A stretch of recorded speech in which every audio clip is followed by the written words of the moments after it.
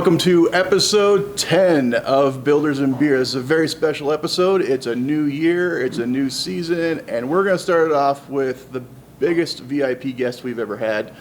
I don't say that because he signs my paychecks, I say that because his name's on the building. So, yeah.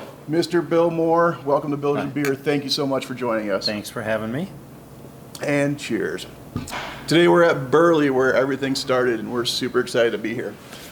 All right, Mr. Bill.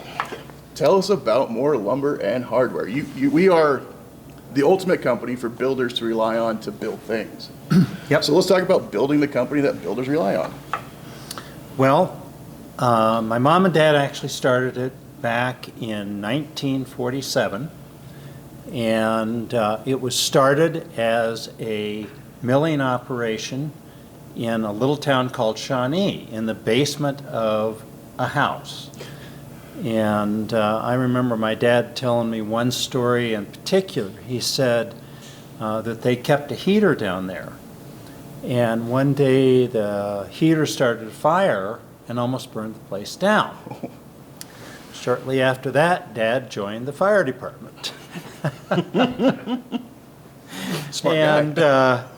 And so then about 2 years later, my mom and dad purchased a big piece of land closer to Bailey, about 2 miles from where the Shawnee house, and they moved the planing operation back to under a shed, and it stayed there for about 3 years, and then they bought the place in Bailey and started expanding and got rid of the milling operation probably somewhere around 1954-55 and went to reselling. Okay. But I have very distinct memories of dry stacking lumber with my mom. So buy green lumber, green rough lumber, and go out and it had to be dried before it could be milled.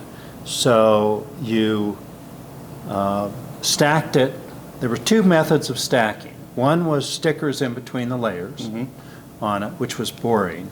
And the other one was this fun triangle that you could, as a 6-year-old, I could climb up, and I could climb clear to the top and take boards from my mom and stack it up there. The problem with the triangle type of drying was that when the wind came along, it just picked up the whole thing and blew it over. So we don't have any wind in Colorado. Yeah, so we didn't get the chance to do that very often, but yeah, it was a lot of fun.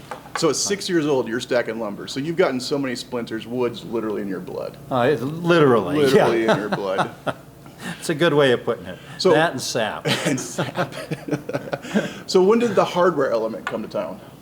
So sometime, I'm thinking around 1956, 1957, there was a grocery store and a hardware store in Bailey. And Howard Mason was the owner of it, and he didn't like the hardware business. He wanted to get out of it, so Dad purchased it from him, and the rest is history. He moved it over to a new building that he built for the hardware store, increased the size of it significantly, and then just gradually grew that part of the business. And that's a building we still occupy that original building. Yep. And if I remember right, it's part of the Historic Society, and it is. It's quite the thing. So if you're ever in Bailey, check it out because it's a really cool old store. Check out the fascia in particular on it. It's that fascia on that particular building is on a lot of buildings up in that area, and I can very well remember going out and taking the scribing the fascia and cutting it with a jigsaw. Wow. So you milled it yourself. That's impressive. All right, so we're in the 50s. We've expanded into hardware. What came next? So Dad and Mom had a second business. They had a resort restaurant that was up in that area. In around 66, I graduated from high school, went off to college, decided I was going to go do my own thing. And in 71 came back, July 1st, 1971 came back. About 5 years later on it, we opened up the first location in Castle Rock, which is where the current Castle Rock Library is, not the new one that's being built, but it was right behind there on it. So on actually Perry Street runs right through where the old lumberyard was. Interesting. So 70s, so that would have been right about this time. Yeah. This little gem, I've affectionately called Bill Being Badass. And 2 phones. That's right. Yep. I mean, not just 2 phones, but 2 corded phones with Yep. 15-foot cords. Yeah, probably a vendor on one ear and a customer on the other. That was the most efficient way to get orders placed and find out information that I didn't know about particular product price and availability. And so that picture was actually taken by Jerry Adams, who ran Mountain States Lumber and Building Material Dealers Association for many, many years. But yeah, that was common practice. Well, I'm glad you told the story, because when I look at it, I was like, that's a lot of effort to sell a garden hose. Yeah. So I'm glad you told the picture. A little more than a garden hose, yeah. Okay, so we're in Castle Rock, we're in the 70s, and then we keep Yeah. on going. What happens next? So sometime in the 80s, we decided to purchase a facility in Elizabeth, and it was on the far east side on top of the hill. And we opened the lumberyard out there in 2000, January 10th, I think, 2000, sold both the Elizabeth and the Castle Rock facility to Foxworth Galbraith on it, who had just purchased the Brookhart yards Right.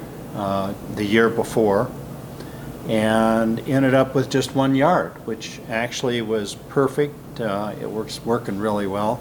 And then had a customer, Jim Sprecher, approach me about opening a place in Bennett. So Bennett was out of my non-compete area. So we talked back and forth for a while and put together a deal and ended up opening that up. All right. In 2001. I think it was April 15th. They seemed to do a lot of things on either April Fool's Day or April 15th seemed to be primary days for us to do things. So we opened up that facility in Bennett and still have that one. Right on. And so next would have been Pine, right? Next was Pine. I think it was 2013. We were just coming out of the Great Recession. And yep, that's a grand opening There it is. of that particular facility on it. It was a big move, and it was also a really important move because my oldest son, Aaron, then joined the company and is now a partner and part owner in Moore Lumber. So you bring up a really cool part, which I personally love, and that's part of the reason I came to work for you, frankly. This is a family operation. I mean, that's Aaron, that's your son, that's you, that's your wife, that's his wife. Yep. I mean, that's your daughter. They're all here, and they're all part of the business, and they all Yep. have supported the business throughout the years. And I mean, it goes clear back to, Yeah, the original Three Gangsters. one of my favorite pictures on it. So obviously, Dad, you and Aaron. Yep. I mean, that's as OG as we get right there. So especially Yep. in the lumber world. Pretty cool picture. I love it. All right, so we've opened Pine. We're off and running. So during the Great Recession, there was a lumberyard here in Castle Rock called Douglas Lumber, and the owner of Douglas Lumber and I got to be friends, and I could see that he was struggling quite a lot. So his name was John Jones, is John Jones. John's still around in the building material business in California. And so I invested in that, and somewhere around, I think, 2015, 2007, needless to say, I'm terrible with dates on it, okay? Well, it's only been 76 years of history, Yeah, so I mean, so- come on. Yeah. Thanks for reminding me. Oh, yeah, I didn't mean your age, I meant the business. Yeah, sure. You added a couple to me. Thank you very no, much. no. Yeah. Really enjoyed working with John, but John and his wife Kelly were ready to move on, and so I purchased. Aaron and I bought them out, and consequently, and Suckers. yeah, as things happen, we were lucky enough to have you join with us, and that's been just great. Really enjoyed it. And that was 2018-ish, Yeah, correct? 2018. Yeah. Okay, but we weren't done then. No. Then in 2020, in late 2020, we opened the Evergreen facility, which is our first hardware store only on it, with no lumber and building materials component to it. There's no room for LBM at that particular location.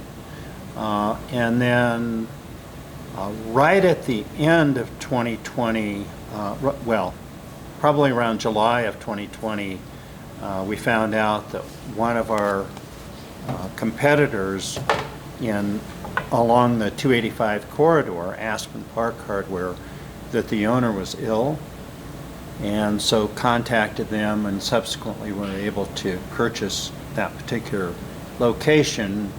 So that now gives us 6 locations.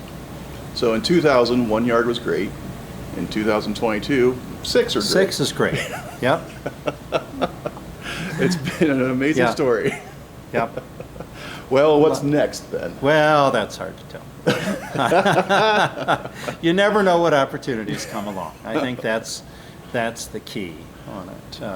You know, you always open to looking at new ideas and new ventures, but they have to be right for us, and they have to be right for the people and the culture that we have. Mm-hmm, no doubt.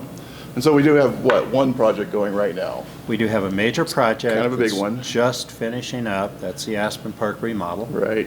And so they are very, very close to finalizing that.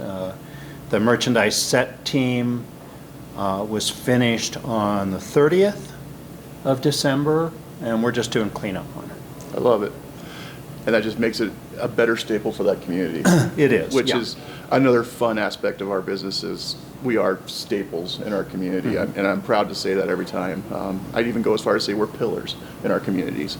And you enable that, which is fantastic. So I don't know, it's been a lot of fun and it's a lot of exciting stuff. Yep. So on the builder front,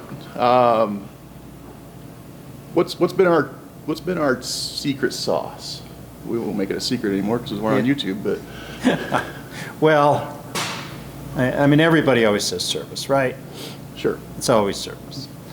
And everybody thinks that they're great at it, but it's the way you execute on it. It's whether you do things right day in and day out.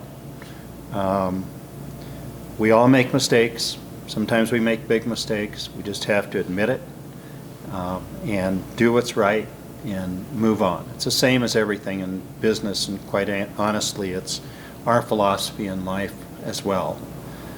If you do things right, good things will happen, and certainly they have. 100%. And it's been a lot of fun. We, like you said, gone from 1 yard to 3 yards to 1 yard to 6. Yep. You're now a top 200 dealer in the nation, which is phenomenal. That was quite interesting, and it really surprised me. It is fascinating. It makes us one of the largest in Colorado for sure. Yep. And it's been a heck of a journey. So Bill, cheers and congratulations. It's been a lot of fun. Thank Many you. more to come. Yep. And I believe we have one other thing to address. So one other thing to address, Bill. Last year, was your 50th year with our company. And I didn't even get you a Rolex or anything, but I found a saw blade instead. So thank you, Bill, for 50 years thank you very much. Incredible dedication, incredible leadership, and that's really cool. Couldn't be Love here the without logo and so on. That's really special. And even on a piece of rough wood. I know. On Couldn't think a, of I'm anything not, better where'd for you a- get that? We got sources. Guys, And live thank you edge too. yeah, thank you so Thank much you. for joining us, guys. Look forward to our next episode. Also coming out, we have live edition Builders and Beer coming up next month. We'll send you some information on that as well. And good night to my wife. Cheers. Cheers. Thanks, Mark.